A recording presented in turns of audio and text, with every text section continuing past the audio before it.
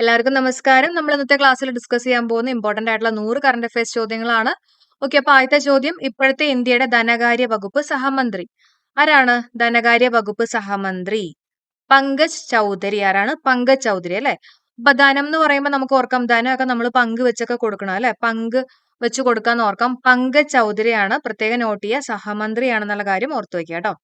അടുത്ത പോയിന്റ്, വിദ്യാഭ്യാസ വകുപ്പ് സഹമന്ത്രി.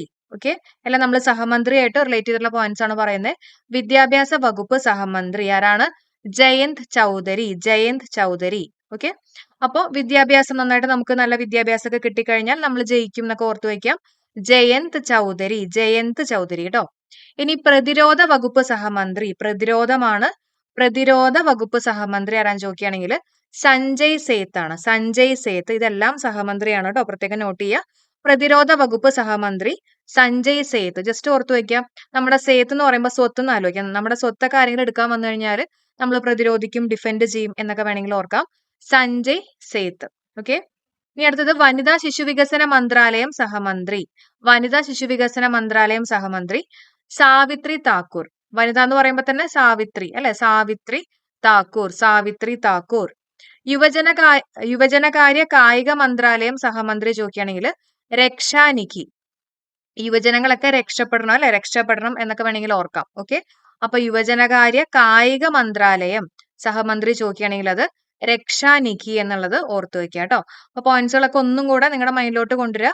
ധനകാര്യം ചോദിക്കുകയാണെങ്കിൽ പങ്കജ് ചൗധരി അല്ല, വിദ്യാഭ്യാസ സഹമന്ത്രി ജയന്ത് ചൗധരി, പ്രതിരോധ വകുപ്പ് സഹമന്ത്രി സഞ്ജയ് സേത്ത്, വനിതാ ശിശുവികസന മന്ത്രാലയ സഹമന്ത്രി സാവിത്രി താക്കൂർ, യുവജനകാര്യ കായിക മന്ത്രാലയം സഹമന്ത്രി രക്ഷാനിധി.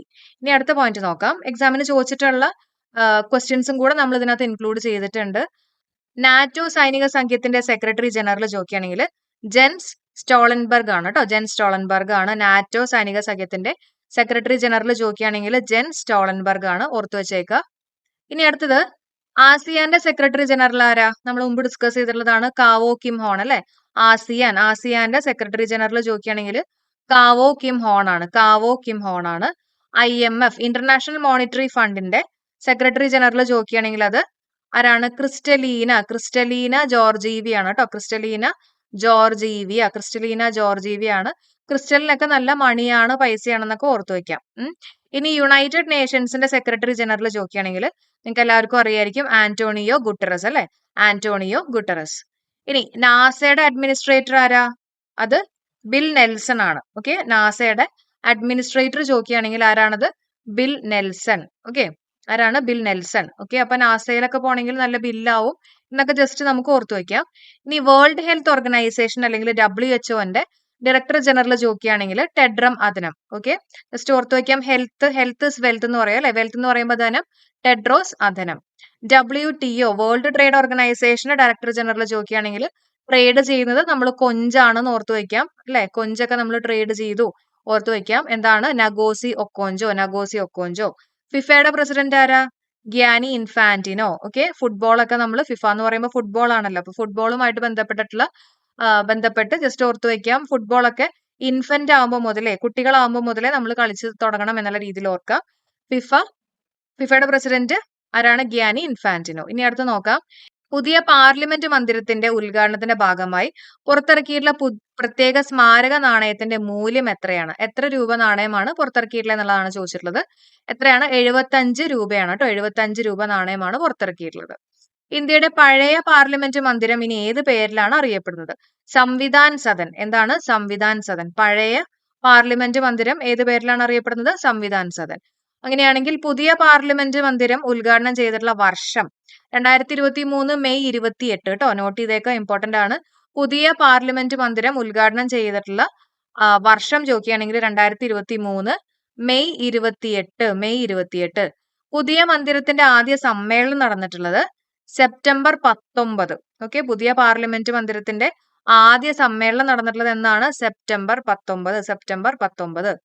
പുതിയ മന്ദിരത്തിൽ വെച്ച് നടന്ന ആദ്യ സമ്മേളനത്തിൽ അവതരിപ്പിച്ചിട്ടുള്ള ആദ്യ ബില്ല് ചോദിക്കുകയാണെങ്കിൽ വനിതാ സംവരണ ബില്ലാണ് 2023 സെപ്റ്റംബർ 19. ഇത് ഇമ്പോർട്ടന്റ് ആണ്. ഈ പോയിന്റുകളെല്ലാം കറക്റ്റ് ആയിട്ട് പഠിച്ചേക്കുക. അപ്പൊ നമ്മുടെ പുതിയ പാർലമെന്റ് മന്ദിരവും അതേപോലെ തന്നെ പഴയ പാർലമെന്റ് മന്ദിരം ഒക്കെ ബേസ് ചെയ്തുള്ള ചോദ്യങ്ങൾ വന്നിട്ടുണ്ട്. അപ്പൊ അതിന് അത്രയും ഇമ്പോർട്ടൻസ് കൊടുത്ത് തന്നെ പഠിക്കുക. പുതിയ പാർലമെന്റ് മന്ദിരം ഉദ്ഘാടനം ചെയ്തിട്ടുള്ള വർഷം 2023 മെയ് 28 കേട്ടോ. ഇനി പാർലമെന്റ് മന്ദിരത്തിന്റെ ശില്പ ഗാലറി രൂപകൽപ്പന ചെയ്തിട്ടുള്ള മലയാളി ജയ ജെറ്റ്ലി. ഓക്കെ, മലയാളി അതുകൊണ്ട് തന്നെ ഇമ്പോർട്ടൻസ് ഉണ്ട്. ജയ ജെറ്റ്ലി ആണ് പാർലമെന്റ് മന്ദിരത്തിന്റെ ശില്പ ഗാലറി രൂപകൽപ്പന ചെയ്തിട്ടുള്ള മലയാളി ചോദിക്കുകയാണെങ്കിൽ ജയ ജെറ്റ്ലി ആണ് കേട്ടോ. ഇനി സ്വാൻഡെ പാബോ 2022 നൊബേൽ സമ്മാനം നേടിയത് ഏത് പഠന മേഖലയിലാണ്? മനുഷ്യ പരിണാമമാണ് അല്ലെ. സ്വാൻഡെ പാബോ നമുക്കറിയാം മെഡിസിനില് നൊബേൽ പുരസ്കാരം കിട്ടിയിട്ടുള്ളതാണ് അല്ലെ 2022. അപ്പൊ അത് ഏത് പഠന മേഖലയിലാണെന്ന് ചോദിക്കുകയാണെങ്കിൽ മനുഷ്യ പരിണാമം കേട്ടോ, മനുഷ്യ പരിണാമം. അടുത്ത പോയിന്റ്, 2023 രസതന്ത്ര നൊബേൽ പ്രൈസ് പുരസ്കാരം ഏത് വിഷയവുമായിട്ട് ബന്ധപ്പെട്ടിരിക്കുന്നു? ക്വാണ്ടം ഡോട്ടുകളുടെ കണ്ടുപിടുത്തവും അതിന്റെ സങ്കലനവുമാണ് കേട്ടോ. ക്വാണ്ടം ഡോട്ടുകളുടെ കണ്ടുപിടുത്തവും അതിന്റെ സങ്കലനവുമാണ്. ഇതിന്റെയൊക്കെ നമ്മൾ ഡീറ്റെയിൽഡ് ആയിട്ടുള്ള വീഡിയോ മുമ്പ് ചെയ്തിട്ടുണ്ട്. അടുത്തത്, വയനാട് ദേശം പശ്ചാത്തലമായി വരുന്ന ഷീല ടോമിയുടെ നോവൽ ഏതാണ്? വല്ലിയാണ് അല്ലെ. ഷീ വല്ലി എന്ന് പറഞ്ഞിട്ടുള്ള ആ പാട്ടൊന്ന് മൈൻഡിലോട്ട് കൊണ്ടുവന്നാൽ മതി കേട്ടോ. അപ്പൊ വയനാട് ദേശം പശ്ചാത്തലമാക്കി വരുന്ന ഷീല ടോമിയുടെ നോവൽ ഏതാന്ന് ചോദിക്കുകയാണെങ്കിൽ വല്ലിയാണ്. ഓക്കെ, വല്ലിയാണ്. ഇനി കേരളത്തിലെ ആദ്യത്തെ റോഡ് ടണൽ ഏത് ജില്ലയിലാ? തൃശ്ശൂരാണ് അല്ലെ. കേരളത്തിലെ ആദ്യത്തെ റോഡ് ടണൽ ഏത് ജില്ലയിലാന്ന് ചോദിക്കുകയാണെങ്കിൽ അത് തൃശ്ശൂർ ജില്ലയിലാണ് കേട്ടോ. ആദ്യത്തെ റോഡ് ടണൽ എവിടെയാണ്? തൃശ്ശൂരാണ്. കേരള സംസ്ഥാന ആസൂത്രണ ബോർഡ് 2024 വൈസ് ചെയർപേഴ്സൺ ആരാന്ന് ചോദിക്കുകയാണെങ്കിൽ പ്രൊഫസർ VK രാമചന്ദ്രൻ. ഓക്കെ, അപ്പൊ നമ്മൾ കൂടുതൽ കാര്യങ്ങളും ആസൂത്രണം ഒക്കെ ചെയ്യുന്നത് ചന്ദ്രനുള്ള സമയത്താണെന്ന് ഓർക്കാം. ജസ്റ്റ് അതായത് നമ്മൾ പിറ്റേ ദിവസത്തേക്ക് പഠിക്കേണ്ട കാര്യങ്ങൾ അതെല്ലാം നമ്മൾ ആസൂത്രണം ചെയ്യണത് രാത്രിയാണ്, ചന്ദ്രനുള്ള സമയത്താണെന്നുള്ള രീതിയിൽ ജസ്റ്റ് ഓർത്ത് വയ്ക്കാം. VK രാമചന്ദ്രൻ. ആസൂത്രണ ബോർഡിന്റെ നിലവിലെ അധ്യക്ഷൻ ആരാ? പിണറായി വിജയനാണ് അല്ലെ.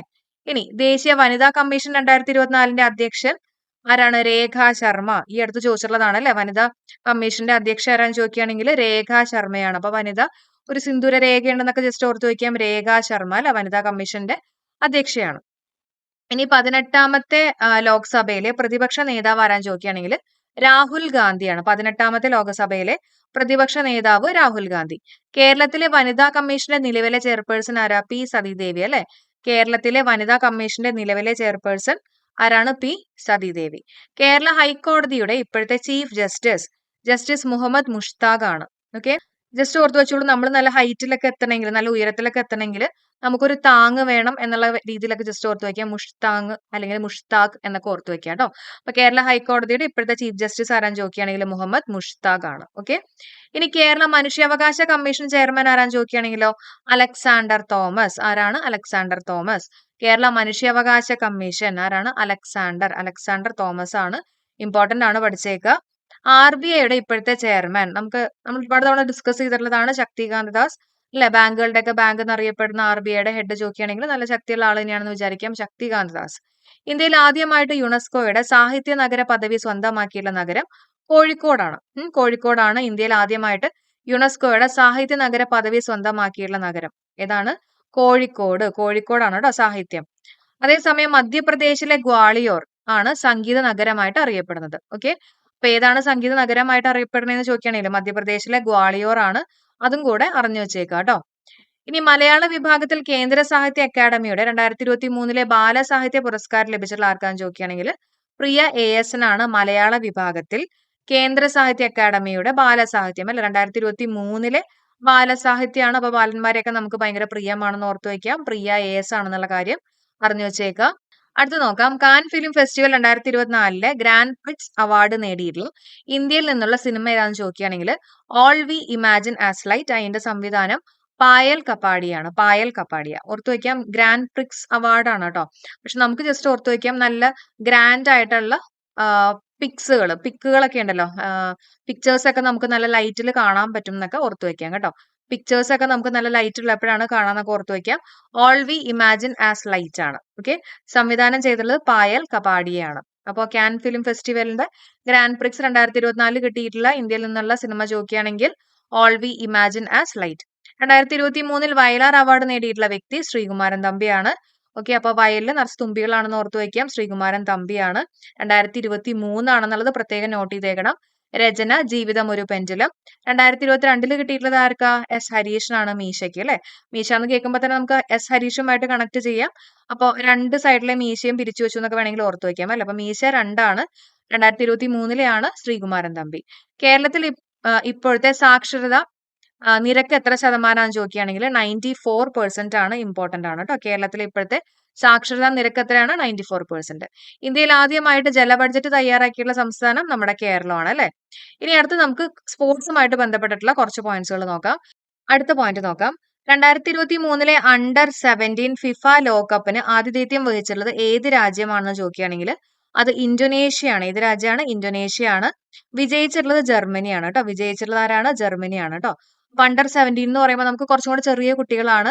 അപ്പൊ അവര് വീടിനകത്ത് ഇരിക്കട്ടെ എന്നുള്ള രീതിയിൽ ഓർക്കാം അല്ലെ. അപ്പൊ ഇന്തോനേഷ്യയാണ്. ഇന്ന് വെച്ചിട്ടൊന്ന് കണക്ട് ചെയ്യാം. ഇന്തോനേഷ്യ എന്നുള്ളത് പഠിച്ചു വെക്കാം. അതേപോലെ തന്നെ വിജയിച്ചിട്ടുള്ളത് ജർമ്മനിയാണ് കേട്ടോ. വിജയിച്ചിട്ടുള്ളത് ജർമ്മനിയാണ്. ഇനി 2023 ഫിഫ അണ്ടർ-20, ഇതിപ്പോ അണ്ടർ-17 ആണ്. അണ്ടർ-20 ചോദിക്കുകയാണെങ്കിൽ അതിന്റെ വേദി അർജന്റീന. Okay, Argentina. വിജയിച്ചിട്ടുള്ളത് ഉറുഗ്വേ ആണ്. അപ്പൊ ജസ്റ്റ് ഓർത്ത് വെക്കാം, ഈ 20 വയസ്സിന് താഴെയുള്ള കുട്ടികൾ അല്ലെങ്കിൽ 20 വയസ്സെന്നൊക്കെ പറയുമ്പോൾ അവർക്ക് കുറെ ഇങ്ങനെ അർജന്റ് ആയിട്ടുള്ള കാര്യങ്ങളൊക്കെ ഉണ്ടെന്നൊക്കെ പറഞ്ഞിട്ട് ചിലപ്പോൾ ഉരുണ്ട് കളിക്കും എന്നുള്ള രീതിയിൽ ഓർക്കാം. ഉരുണ്ട് കളിക്കുക എന്ന് പറയുമ്പോൾ ഉറുഗ്വേ ആയിട്ടൊന്ന് കണക്ട് ചെയ്യാം കേട്ടോ. അപ്പോൾ 2023 ഫിഫ അണ്ടർ-20 ലോകകപ്പിന്റെ വേദി ചോദിക്കുകയാണെങ്കിൽ 20 വയസ്സുള്ള കുട്ടികൾക്ക് പല അർജൻസി ഉണ്ടാവും എന്നുള്ള രീതിയിൽ ഓർക്കാം. അർജന്റീന. എന്താ കാര്യം എന്ന് ചോദിക്കുമ്പോൾ ഉരുണ്ട് കളിക്കുന്ന ഓർക്കാം, ഉറുഗ്വേ. ഓക്കെ. ഇനി 2024 ഫിഫ അണ്ടർ-17 വനിതാ ലോകകപ്പിന്റെ വേദി ഡൊമിനിക്കൻ റിപ്പബ്ലിക് ആണ് കേട്ടോ. എവിടെയാണ്? ഡൊമിനിക്കൻ റിപ്പബ്ലിക് ആണ്. ഓക്കെ. ഇനി 2024 ഫിഫ അണ്ടർ-20 വനിതാ ലോകകപ്പിന്റെ വേദി ചോദിക്കുകയാണെങ്കിൽ കൊളംബിയ ആണ്. ഓക്കെ. അപ്പൊ 2024 ഫിഫ അണ്ടർ-20 വനിതാ ലോകകപ്പിന്റെ വേദി എവിടെയാണ്? കൊളംബിയ. വനിതകളൊക്കെ ചിലപ്പോൾ കോളം ആക്കുന്ന ഓർക്കാം അല്ലെ. ഫിഫ ഫുട്ബോളൊക്കെ കളിച്ചിട്ട് ചിലപ്പോൾ കോളം ആക്കുന്നൊക്കെ വെറുതെ ഓർത്ത് വയ്ക്കാം. ഇപ്പൊ 2024 ആണ് കൊളംബിയ കേട്ടോ. 2024 യൂറോ കപ്പ് ഫുട്ബോളിന്റെ വേദി ജർമ്മനിയാണ്. ഓക്കെ. അപ്പൊ 2024 യൂറോ എന്ന് പറയുമ്പോൾ നമ്മുടെ യൂറോ കറൻസി അല്ലെ, മെനി കറൻസി ഉണ്ടെന്നൊക്കെ ഓർത്ത് വെക്കാം. യൂറോ കപ്പ് ഫുട്ബോളിന്റെ വേദി ചോദിക്കുകയാണെങ്കിൽ അത് ജർമ്മനിയാണ്. അപ്പൊ അണ്ടർ-17 എല്ലാവരുടെ മൈൻഡിലേക്ക് ഒന്ന് കൊണ്ടുവന്നേ. അണ്ടർ-17 എന്ന് പറയുമ്പോൾ ഏതാണ്? ഇന്തോനേഷ്യ എന്നുള്ളത് ഓർത്ത് വെക്കാം. അതിന്റെ രാജ്യം ആതിഥ്യം വഹിച്ചുള്ള രാജ്യം ചോദിക്കുകയാണെങ്കിൽ ഇന്തോനേഷ്യയാണ്. വിജയിച്ചുള്ള ജർമ്മനി. ഇനി 2023 ഫിഫ അണ്ടർ-20 ആണെങ്കിലോ അത് വേദി ചോദിക്കുകയാണെങ്കിൽ അർജന്റീനയും പിന്നെ വിജയിച്ചുള്ളത് ഉറുഗ്വേ. 2024 ഫിഫ അണ്ടർ-17 വനിതാ ലോകകപ്പിന്റെ വേദി ഡൊമിനിക്കൻ റിപ്പബ്ലിക്കും 2024 ഫിഫ അണ്ടർ-20 വനിതാ ലോകകപ്പിന്റെ വേദി കൊളംബിയയും 2024 യൂറോ കപ്പ് ഫുട്ബോളിന്റെ വേദി ജർമ്മനിയാണ് അല്ലെ. അടുത്ത് നോക്കാം.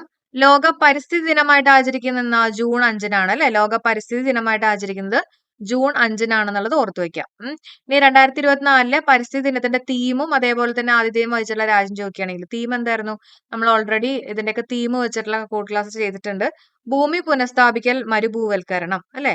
ഇനി അതിന്റെ ആതിഥ്യം വഹിച്ചിട്ടുള്ള രാജ്യം ചോദിക്കുകയാണെങ്കിൽ സൗദി അറേബ്യ എന്നുള്ളത് പഠിച്ചു വെച്ചേക്കാം കേട്ടോ. Saudi Arabia. ഇനി മാനവ വികസന സൂചികയുടെ പട്ടികയിൽ മുൻപിൽ നിൽക്കുന്ന രാജ്യം ഏതാന്ന് ചോദിക്കുകയാണെങ്കിൽ സ്വിറ്റ്സർലാൻഡ് ആണ്. മാനവ വികസന സൂചികയുടെ പട്ടികയിൽ മുൻപിൽ നിൽക്കുന്ന രാജ്യം സ്വിറ്റ്സർലാൻഡ് ആണ്. ജസ്റ്റ് ഓർത്തു വയ്ക്കാം, മാനവന് വികസനം വന്നു കഴിയുമ്പോൾ അല്ലെ, നമുക്ക് ഫിനാൻഷ്യലി ആയിട്ട് കുറച്ച് ഡെവലപ്മെന്റ് ഒക്കെ വന്നു കഴിയുമ്പോൾ നമ്മൾ സ്വിഫ്റ്റ് കാർ വാങ്ങുന്ന ഓർക്കാം. ഇപ്പൊ സ്വിറ്റ്സർലാൻഡ് അല്ലെങ്കിൽ സ്വിഫ്റ്റുമായിട്ടൊന്ന് കണക്ട് ചെയ്യാൻ പറ്റുമോ നോക്കുക കേട്ടോ. സ്വിഫ്റ്റുമായിട്ട് സ്വിറ്റ്സർലാൻഡ്. ഓക്കെ. അടുത്ത് നമ്മൾ നോക്കാൻ പോകുന്നത് കുറച്ച് വേദികളാണ്. 2024 G20 ഉച്ചകോടിക്ക് വേദിയാകുന്ന രാജ്യം ബ്രസീലാണ് അല്ലെ. അപ്പൊ G20 എന്ന് പറയുമ്പോൾ നമുക്ക് ഈ 20യുടെ ഇത് O പോലെ എടുക്കാം. അപ്പൊ ഒറിയോ ബിസ്ക്കറ്റ് എന്നുള്ള രീതിയിൽ എടുക്കാം. അപ്പൊ ഓയും അതേപോലെ തന്നെ റിയോ ഡി ജനേറോ ആണ്. റിയോ ഡി ജനേറോ നമ്മുടെ ബ്രസീലാണ് അല്ലെ. വേണമെങ്കിൽ അങ്ങനെയും ചോദിക്കാം കേട്ടോ. അപ്പൊ രാജ്യം ചോദിക്കുകയാണെങ്കിൽ അത് ബ്രസീലാണ്.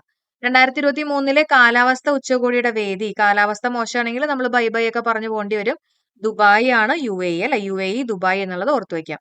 2023 ബ്രിക്സ് ഉച്ചകോടിയുടെ വേദി ജോഹൻസ്ബർഗ് ആണ് അല്ലെ, ദക്ഷിണാഫ്രിക്ക. ഓക്കെ. 2023 ബ്രിക്സ് ഉച്ചകോടിയുടെ വേദി ചോദിക്കുകയാണെങ്കിൽ ജോഹൻസ്ബർഗ് ആണ്. ബ്രിക്സ് ജോഹൻസ്ബർഗ്. ഓക്കെ, ഓർത്തു വെക്കാം. 2023 ആണെന്നുള്ളത് പ്രത്യേകം നോട്ട് ചെയ്യുക.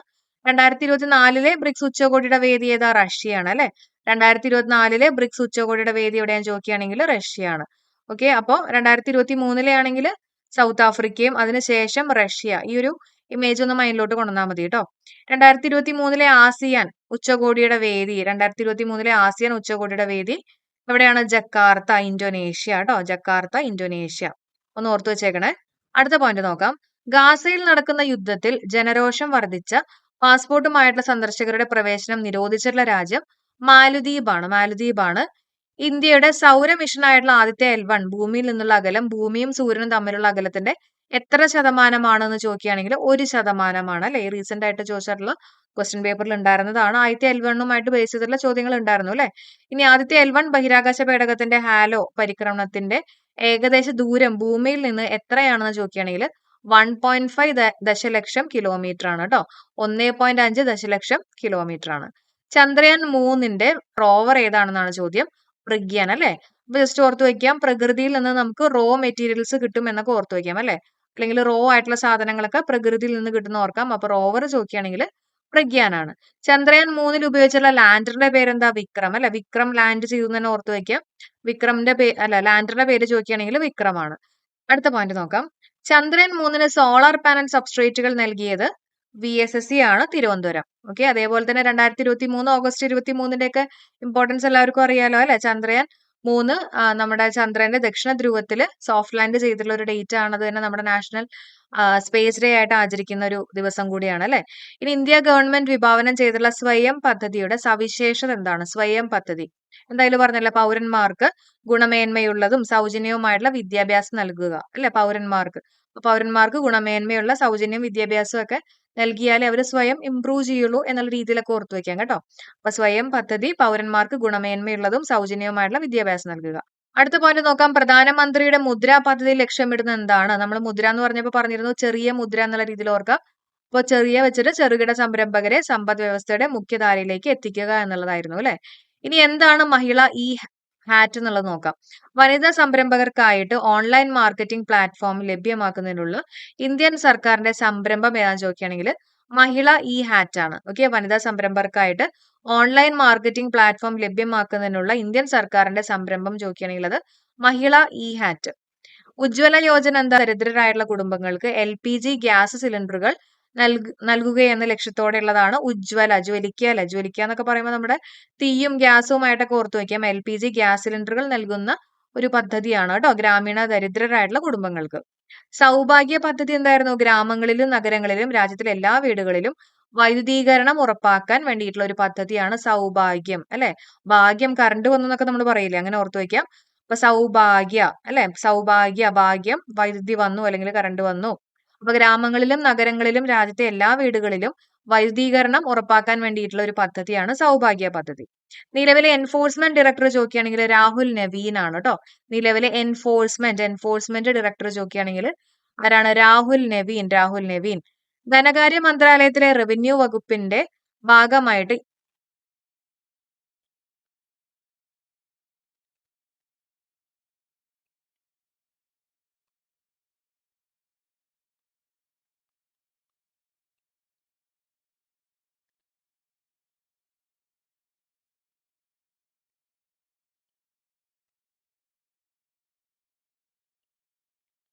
അടുത്ത പോയിന്റ് 2023 അർജുൻ അവാർഡ് ലഭിച്ചിട്ടുള്ള ലോങ് ജമ്പ് താരമാണത് മുരളി ശ്രീശങ്കർ ആണ് അല്ലെ.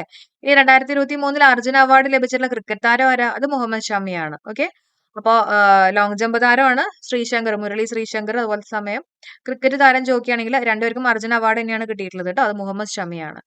അടുത്ത പോയിന്റ് സ്കൂൾ വിദ്യാർത്ഥികളിലെ ആത്മഹത്യാ പ്രവണത തടയുന്നതിനായിട്ട് കേന്ദ്ര വിദ്യാഭ്യാസ മന്ത്രാലയം ആരംഭിച്ചിട്ടുള്ള പദ്ധതി ഏതാണ്? ഉമീദ് എന്നുള്ള പദ്ധതിയാണ് കേട്ടോ. ഉമീദ് എന്നുള്ളത് പഠിച്ചു വെക്കുക. ഓക്കെ. ഇനി മികച്ച പഠന നിലവാരം പുലർത്തുന്ന പട്ടികജാതി വിഭാഗത്തിൽപ്പെട്ട കുട്ടികൾക്ക് സ്കൂൾ വിദ്യാഭ്യാസം ഉറപ്പാക്കുന്നതിനായിട്ടുള്ള കേന്ദ്ര സാമൂഹ്യനീതി മന്ത്രാലയത്തിന്റെ പദ്ധതിയാണ് ശ്രേഷ്ഠ അല്ലെ. അവരെ ശ്രേഷ്ഠരാക്കാൻ വേണ്ടി എന്നൊക്കെ ഓർത്തു വെക്കാം. അപ്പൊ മികച്ച പഠന നിലവാരമൊക്കെ നൽകി നല്ല ശ്രേഷ്ഠരാക്കുക എന്നുള്ള രീതിയിൽ ഓർക്കാം കേട്ടോ. മികച്ച പഠന നിലവാരം പുലർത്തുന്ന പട്ടികജാതി വിഭാഗത്തിൽപ്പെട്ട കുട്ടികൾക്ക് സ്കൂൾ വിദ്യാഭ്യാസം ഉറപ്പാക്കുന്നതിനായിട്ടുള്ള കേന്ദ്ര സാമൂഹ്യ നീതി മന്ത്രാലയത്തിന്റെ പദ്ധതിയാണ് ശ്രേഷ്ഠ. ഇനി അടുത്ത പദ്ധതിയാണ് അങ്കണവാടികളിലെ ശിശു സൗഹാർദ്ദ കേന്ദ്രങ്ങളാക്കി മാറ്റുക എന്ന ലക്ഷ്യത്തോടെ കേരള സർക്കാർ ആരംഭിച്ചിട്ടുള്ള പദ്ധതിയാണ് ചായം. അപ്പൊ അങ്കണവാടികളിലെ ശിശുക്കളൊക്കെ ചായം വെച്ച് കളിച്ചു എന്നൊക്കെ ഓർക്കാം അല്ലെ. അപ്പൊ അങ്കണവാടികളിലെ ശിശു സൗഹൃദ കേന്ദ്രങ്ങളാക്കി മാറ്റുക എന്ന ലക്ഷ്യത്തോടെ കേരള സർക്കാർ ആരംഭിച്ചിട്ടുള്ള പദ്ധതി ചോദിക്കുകയാണെങ്കിൽ ചായമാണ്.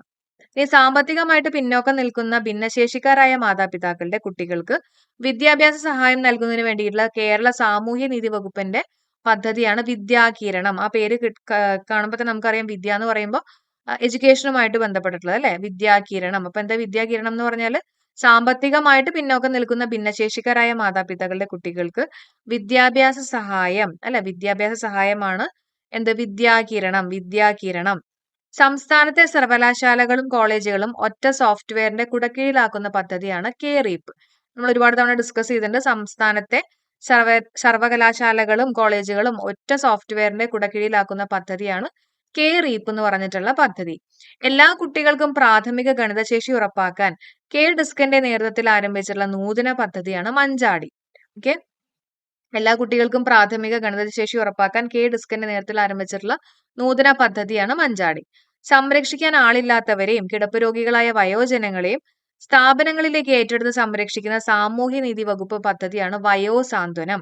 അപ്പൊ വയോസാന്ത്വനം എന്താ? വയോസാന്ത്വനം എന്ന് പറഞ്ഞാല് സംരക്ഷിക്കാൻ ആളില്ലാത്തവരെയും കിടപ്പ് രോഗികളായിട്ടുള്ള വയോജനങ്ങളെ അല്ലെ, വയോസാന്ത്വനം, ശരിയല്ലേ? അപ്പൊ വയോജനങ്ങളെ സ്ഥാപനങ്ങളിലേക്ക് ഏറ്റെടുത്ത് സംരക്ഷിക്കുന്ന സാമൂഹ്യനീതി വകുപ്പിന്റെ പദ്ധതി ഏതാണെന്ന് ചോദിക്കുകയാണെങ്കിൽ അത് വയോസാന്ത്വനമാണ്. ഓക്കെ, ഇനി BPL കുടുംബങ്ങളിലെ പ്രമേഹ രോഗികളായിട്ടുള്ള വയോജനങ്ങൾക്ക് സൗജന്യമായിട്ട് ഗ്ലൂക്കോമീറ്റർ നൽകുന്ന പദ്ധതിയാണ് വയോമധുരം. അപ്പൊ ഗ്ലൂക്കോമീറ്ററും മധുരവുമായിട്ട് തന്നെ നമുക്ക് കണക്ട് ചെയ്ത് വേഗം പഠിക്കാം അല്ലെ. അപ്പൊ BPL കുടുംബങ്ങളിലെ പ്രമേഹ രോഗികളായിട്ടുള്ള വയോജനങ്ങൾക്ക് സൗജന്യമായിട്ട് ഗ്ലൂക്കോമീറ്റർ നൽകുന്ന പദ്ധതി ചോദിക്കുകയാണെങ്കിൽ വയോമധുരം. ഇന്ത്യയിലെ ആദ്യത്തെ AI നഗരം ഏതാണ്? ഇന്ത്യയിലെ ആദ്യത്തെ AI നഗരം ചോദിക്കുകയാണെങ്കിൽ ആർട്ടിഫിഷ്യൽ ഇന്റലിജൻസ് നഗരം ചോദിക്കുകയാണെങ്കിൽ ലക്നൗ ആണ്. നമുക്ക് നല്ല ലക്ക് ഉണ്ടെന്നൊക്കെ ഓർത്ത് വയ്ക്കാം അല്ലെ, ഇതേപോലൊരു നഗരം കിട്ടുമ്പോൾ. ഇനി ഇന്ത്യയുടെ ആദ്യത്തെ AI ചാറ്റ് ബോട്ട് ചോദിക്കുകയാണെങ്കിൽ ലെക്സി ആണ്. ഓക്കെ, ഇന്ത്യയുടെ ആദ്യത്തെ AI ചാറ്റ് ബോട്ട് ആണ് ലെക്സി. കോളിൻസ് നിഘണ്ടു 2023 വാക്കായി തിരഞ്ഞെടുക്കപ്പെട്ടിട്ടുള്ളത് ആർട്ടിഫിഷ്യൽ ഇന്റലിജൻസ് എന്ന് പറഞ്ഞിട്ടുള്ള വാക്കാണ് കേട്ടോ. ഇനി AI സാങ്കേതിക വിദ്യയുടെ അനന്തരഫലങ്ങൾ കൈകാര്യം ചെയ്യാൻ ഉണ്ടാക്കിയിട്ടുള്ള ആദ്യ അന്താരാഷ്ട്ര ഉടമ്പടി ബ്ലെച്ച്ലി പ്രഖ്യാപനം. എന്താണ് ബ്ലെച്ച്ലി പ്രഖ്യാപനം? ലോകത്തിലെ ആദ്യത്തെ ആർട്ടിഫിഷ്യൽ ഇന്റലിജൻസ് സേഫ്റ്റി ഉച്ചകോടിക്ക് വേദിയായിട്ടുള്ളത് UK ആണ്. ആർട്ടിഫിഷ്യൽ ഇന്റലിജൻസ് സേഫ്റ്റി ആണ്. അപ്പൊ സേഫ് ആണെന്ന് ചോദിക്കുമ്പോൾ നമ്മൾ എന്ത് പറയും? ഓക്കെ ആണെന്ന് പറയും അല്ലെ. അതേപോലെ UK എന്നുള്ളത് ഓർത്തു വെക്കാം. തീവണ്ടി തട്ടി ആനകൾ ഉണ്ടാക്കുന്ന അപകടം തടയാൻ റെയിൽവേ അവതരിപ്പിച്ചുള്ള നിർമ്മിത ബുദ്ധി അടിസ്ഥാനമാക്കിയിട്ടുള്ള സംവിധാനമാണ് ഗജരാജ സുരക്ഷ. സംസ്ഥാനത്തെ ആദ്യത്തെ ലിഫ്റ്റ് പാലം എവിടെ നിലവിൽ വരുന്നത്? തിരുവനന്തപുരം അല്ലെ. സംസ്ഥാനത്തെ ആദ്യത്തെ കൂൺ ഗ്രാമം എവിടെയായിരുന്നു? നന്ദിയോട് അല്ലെ. കൂൺ കറിയൊക്കെ നമുക്ക് ആരെങ്കിലും അതൊക്കെ തരുവാണെങ്കിൽ, മഷ്റൂമിന്റെ കറിയൊക്കെ തരുവാണെങ്കിൽ നമുക്ക് നല്ല നന്ദി ഉണ്ടെന്നൊക്കെ ഓർത്ത് വെക്കാം കേട്ടോ. അതുപോലെ തന്നെ ലിഫ്റ്റ് പാലം നമ്മൾ പറഞ്ഞു, കരിക്കൊക്കെ നമ്മൾ ലിഫ്റ്റ് ചെയ്ത് കഴിക്കുന്നൊക്കെ ഓർത്ത് വെക്കാം. കേരളത്തിൽ ആദ്യം ഓക്സിജൻ പാർക്ക് നിലവിൽ വരുന്ന എവിടെയാ? പാളയം തിരുവനന്തപുരം അല്ലെ, പാളയം തിരുവനന്തപുരം. സംസ്ഥാനത്തെ ആദ്യ ആധാർ പരാതി പരിഹാര കേന്ദ്രം നിലവിൽ വന്നിട്ടുള്ള ജില്ല തിരുവനന്തപുരം. സംസ്ഥാനത്തെ ആദ്യ ആധാർ പരാതി പരിഹാര കേന്ദ്രം നിലവിൽ വന്നിട്ടുള്ള ജില്ല തിരുവനന്തപുരം. കേരളത്തിലെ ആദ്യത്തെ ഡിജിറ്റൽ യൂണിവേഴ്സിറ്റി കേരള യൂണിവേഴ്സിറ്റി ആണ്. Kerala university of digital science and innovation technology. ഇന്ത്യയിൽ ആദ്യത്തെ സമ്പൂർണ്ണ ഡിജിറ്റൽ സാക്ഷരതാ ഗ്രാമപഞ്ചായത്ത് ചോദിക്കുകയാണെങ്കിൽ പുല്ലമ്പാറ തിരുവനന്തപുരം അല്ലെ. ഇന്ത്യയിൽ ആദ്യത്തെ സമ്പൂർണ്ണ ഡിജിറ്റൽ സാക്ഷരതാ ഗ്രാമപഞ്ചായത്താണ് പുല്ലാമ്പാറ തിരുവനന്തപുരം. ഇന്ത്യയിൽ ആദ്യത്തെ സമ്പൂർണ്ണ ഡിജിറ്റൽ സാക്ഷരതാ ബ്ലോക്ക് പഞ്ചായത്ത് ചോദിക്കുകയാണെങ്കിൽ കിളിമാനൂർ. കിളിയൊക്കെ വന്നു കഴിയുമ്പോൾ ബ്ലോക്ക് ഉണ്ടാവും എന്ന് ഓർത്ത് വയ്ക്കാം അല്ലെ. അപ്പൊ ഇന്ത്യയിൽ ആദ്യത്തെ സമ്പൂർണ്ണ ഡിജിറ്റൽ സാക്ഷരതാ ബ്ലോക്ക് പഞ്ചായത്ത് ചോദിക്കുകയാണെങ്കിൽ കിളിമാനൂർ. ഡിജിറ്റൽ സാക്ഷരത കൈവരിക്കുന്ന ഇന്ത്യയിൽ ആദ്യത്തെ നഗരസഭ ചോദിക്കുകയാണെങ്കിലോ അത് കൊട്ടാരക്കര. ഓക്കെ, ഡിജിറ്റൽ സാക്ഷരത കൈവരിക്കുന്ന ഇന്ത്യയിൽ ആദ്യത്തെ നഗരമാണ്, നഗരസഭയാണ്. അപ്പൊ നഗരത്തിലൊക്കെ ഒരു കൊട്ടാരം ഉണ്ടെന്നൊക്കെ ഓർത്ത് വയ്ക്കുക അല്ലെ. അപ്പൊ നഗരസഭയാണ് കൊട്ടാരക്കര. ഇന്ത്യയിൽ ആദ്യത്തെ സമ്പൂർണ്ണ ഭക്ഷ്യ സുരക്ഷാ ജില്ല കൊല്ലമാണ് അല്ലെ. ഇന്ത്യയിൽ ആദ്യത്തെ സമ്പൂർണ്ണ ഭക്ഷ്യ സുരക്ഷാ ജില്ല കൊല്ലം. ഓക്കെ, അപ്പൊ ഭക്ഷണത്തിനൊക്കെ സുരക്ഷയില്ലെങ്കിൽ ചിലപ്പോൾ നമ്മൾ കൊല്ലപ്പെടും എന്നൊക്കെ ഓർക്കാം. കൊല്ലം എന്നുള്ളത് ഓർത്തു വയ്ക്കാം. രാജ്യത്തെ ആദ്യ സമ്പൂർണ്ണ ദാരിദ്ര്യ നിർമ്മാർജ്ജന നഗരസഭ എന്ന നേട്ടം കൈവരിച്ചിട്ടുള്ള നഗരസഭ കൊട്ടാരക്കരയാണ് അല്ലെ. ദാരിദ്ര്യ നിർമ്മാർജ്ജനമാണ്. അപ്പം പോവേർട്ടിയും കാര്യങ്ങളൊന്നും ഇല്ല. ഒരു കൊട്ടാരത്തിൽ അങ്ങനെ പോവേർട്ടി കാര്യങ്ങളൊന്നും ഇല്ല എന്നുള്ളത് ഓർത്തു വെക്കാം. കൊട്ടാരക്കര എന്നുള്ളത് പഠിച്ചു വെക്കുക. രാജ്യത്തെ ആദ്യത്തെ സമ്പൂർണ്ണ ദാരിദ്ര്യ നിർമ്മാർജ്ജന നഗരസഭ എന്ന നേട്ടം കൈവരിച്ചിട്ടുള്ള നഗരസഭ കൊട്ടാരക്കര. ഇന്ത്യയിൽ ആദ്യമായിട്ട് മങ്കി പോക്സ് രോഗം റിപ്പോർട്ട് ചെയ്തിട്ടുള്ള എവിടെയാണെന്ന് ചോദിക്കുകയാണെങ്കിൽ കൊല്ലം ജില്ലയിലാണ്. രണ്ടാമത് കണ്ണൂരാണ് കേട്ടോ. രാജ്യത്തെ ആദ്യ സമ്പൂർണ്ണ ഭരണഘടനാ സാക്ഷരതാ ജില്ല കൊല്ലമാണ്. കേരളത്തിലെ ആദ്യ സമ്പൂർണ്ണ ബയോ മൈനിങ് പദ്ധതി ആരംഭിച്ചിട്ടുള്ളത് കൊല്ലം കേട്ടോ. കേരളത്തിലെ ആദ്യ സമ്പൂർണ്ണ ബയോ മൈനിങ് പദ്ധതി ആരംഭിച്ചിട്ടുള്ളത് കൊല്ലം. കേരളത്തിലെ ആദ്യത്തെ വിധവ സൗഹൃദ നഗരസഭ കട്ടപ്പന. ഓക്കെ, അപ്പോ വിധവകൾക്ക് നമ്മൾ കട്ട സപ്പോർട്ട് കൊടുക്കണം എന്നൊക്കെ ഓർത്ത് വയ്ക്കാം. കട്ടപ്പന. കേരളത്തിലെ ആദ്യത്തെ വിധവ സൗഹൃദ നഗരസഭ ചോദിക്കുകയാണെങ്കിൽ കട്ടപ്പന. ഇന്ത്യയിലെ ആദ്യ കാർബൺ ന്യൂട്രൽ ഫാം സ്ഥിതി ചെയ്യുന്ന ആലുവ. ഓക്കെ, ഇന്ത്യയിലെ ആദ്യത്തെ കാർബൺ ന്യൂട്രൽ ഫാം സ്ഥിതി ചെയ്യുന്ന ആലുവയാണ്. ഇന്ത്യയിൽ ആദ്യ ആർട്ടിഫിഷ്യൽ ഇന്റലിജൻസ് സിനിമ അല്ലെ. ഇന്ത്യയിലെ ആദ്യത്തെ ആർട്ടിഫിഷ്യൽ ഇന്റലിജൻസ് സിനിമ ചോദിക്കുകയാണെങ്കിൽ ഇറയാണ് കേട്ടോ. ജസ്റ്റ് ഓർത്ത് വെക്കാം. ആർട്ടിഫിഷ്യൽ ഇന്റലിജൻസ് സിനിമയുടെ ഒക്കെ ഒരു ഇരയായി നമ്മൾ മാറിക്കൊണ്ടിരിക്കുകയാണെന്നൊക്കെ ഓർത്ത് വെക്കാം. 2023 പാട്ട് ഗ്രാമമായിട്ട് പ്രഖ്യാപിച്ചിട്ടുള്ള ഗ്രാമം വാൽമുട്ടിയാണ്. 2023 പാട്ട് ഗ്രാമമായിട്ട് പ്രഖ്യാപിച്ചിട്ടുള്ള ഗ്രാമം ഏതാണ്? വാൽമുട്ടി, ചിറ്റൂർ ആണ് കേട്ടോ. ഓക്കെ, ഇനി കേരള സ്റ്റേറ്റ് സ്പോർട്സ് കൗൺസിലിന്റെ ഇപ്പോഴത്തെ പ്രസിഡന്റ് യു ഷറഫ് അലി ആണ്. സ്പോർട്സ് ഒക്കെ നന്നായി ചെയ്ത് കഴിയുമ്പോൾ നമുക്ക് നല്ല ഉഷാറുണ്ടാവും ഓർക്കാം. യു ഷറഫ് അലി. ചന്ദ്രയാൻ 3ന്റെ ലാൻഡറിലെ പേലോഡുകളിൽ ഉൾപ്പെടാത്തത് ഏതാണ് ചോദിച്ചിട്ടുള്ളത്? ഏതാണ്? ഷെയ്പ്പ് ആണ് അല്ലെ. അപ്പൊ ഷെയ്പ്പ് എന്ന് പറയുന്നത് ഏതിന്റെയാണ്? പ്രൊപ്പൽഷൻ മൊഡ്യൂളിന്റെ പേലോഡിൽ വരുന്നതാണ് കേട്ടോ. പ്രൊപ്പൽഷൻ മൊഡ്യൂളിന്റെ പേലോഡിൽ വരുന്നതാണ്. ഓക്കെ, അപ്പൊ ചന്ദ്രയാൻ 3ന്റെ ലാൻഡറിലെ പേലോഡുകളിൽ ഉൾപ്പെടാത്തതാണ് ചോദിച്ചിട്ടുള്ളത്. ഷെയ്പ്പ് ആണ്. അപ്പൊ ലാൻഡറിന്റെ ബാക്കിയുള്ള പേലോഡുകൾ ഏതൊക്കെയാ? രംഭ, ചാസ്റ്റ്, ഇൽസ. ഓക്കെ, ഇതൊക്കെ നമ്മൾ ഡിസ്കസ് ചെയ്തിട്ടുണ്ടായിരുന്നു കേട്ടോ. 2021 എഴുത്തച്ഛൻ പുരസ്കാരം ലഭിച്ചിട്ടുള്ളത് പി വത്സലയാണ്. അപ്പൊ ഒന്ന് പോലത്തെ പി ആയിട്ടൊന്ന് ഓർത്തു വയ്ക്കാം. അപ്പൊ 2021 പി വത്സല എന്നുള്ളത് ഓർത്തു വയ്ക്കാം. 2022 എഴുത്തച്ഛൻ പുരസ്കാരം ലഭിച്ചിട്ടുള്ളത് സേതുവിന്റെ കൃതിയിൽ പെടാത്തത് ഏതാണെന്ന് ചോദ്യം. ഏതാണ് സേതുവിന്റെ കൃതികളിൽ പെടാത്തത് ചോദിക്കുകയാണെങ്കിൽ നിഴലുറങ്ങുന്ന വഴികളാണ് അല്ലെ. അത് ആരുടെയാണ്? അത് പി വത്സലയുടെ ആണെന്നുള്ള കാര്യം പറഞ്ഞു വെച്ചേക്കാം കേട്ടോ. ബാക്കിയുള്ള പേടി സ്വപ്നങ്ങൾ, കൈമുദ്രകൾ, അടയാളങ്ങൾ ഇതെല്ലാം സേതുവിന്റെ ആണ്. നമ്മുടെ സേതുമാധവൻ കിരീടം ചെങ്കോൽ സിനിമയിലെ സേതുമാധവൻ ഓർത്താൽ മതി. അപ്പൊ അതിനകത്ത് പേടി സ്വപ്നങ്ങൾ നമുക്ക് ആ ഒരു ക്യാരക്ടറുമായിട്ട് കണക്ട് ചെയ്യാൻ പറ്റും. അതുപോലെ തന്നെ ഇടി കിട്ടുമോ എന്നുള്ളൊരു പേടി ഉണ്ടായിരുന്നു അല്ലെ. അപ്പൊ കൈമുദ്രകള് അതേപോലെ തന്നെ അടയാളങ്ങളൊക്കെ ഉണ്ടായിരുന്നു അല്ലെ. അടയാളങ്ങളൊക്കെ കിട്ടിയിട്ടുണ്ടായിരുന്നില്ലേ? ഇടി കിട്ടിക്കഴിയുമ്പോൾ ഒരു അടയാളമാവും അല്ലെ. അപ്പൊ അടയാളങ്ങൾ ഇതൊക്കെ ഓർത്ത് വെക്കാം കേട്ടോ. അപ്പൊ ഇത്രയാണ് നമുക്ക് ഇന്ന് ഡിസ്കസ് ചെയ്യാനുള്ള 100 ചോദ്യങ്ങൾ. എല്ലാവർക്കും ഈ ഒരു സെഷൻ യൂസ്ഫുൾ ആയി തന്നെ വിചാരിക്കുന്നു. ഇനി നിങ്ങൾക്കായിട്ടുള്ള ചോദ്യമാണ്, ഇന്ത്യയിലെ ആദ്യത്തെ AI നഗരം എന്നറിയപ്പെടുന്നത് ഏതാണെന്ന് എല്ലാവരും ഒന്ന് കമന്റ് ചെയ്യുക. ഓക്കെ, അതേപോലെ തന്നെ നമ്മുടെ വീഡിയോ യൂസ്ഫുൾ ആയിട്ട് തോന്നിയിട്ടുണ്ടെങ്കിൽ ഒന്ന് ലൈക്ക് ചെയ്യാനും സപ്പോർട്ട് ചെയ്യാനും നിങ്ങളുടെ ഫ്രണ്ട്സിനൊക്കെ മാക്സിമം ഷെയർ ചെയ്യാനും മറക്കല്ലേ. അപ്പൊ നമുക്ക് അടുത്ത വീഡിയോ ആയിട്ട് കാണാം. എല്ലാവർക്കും bye. Thank you so much for supporting.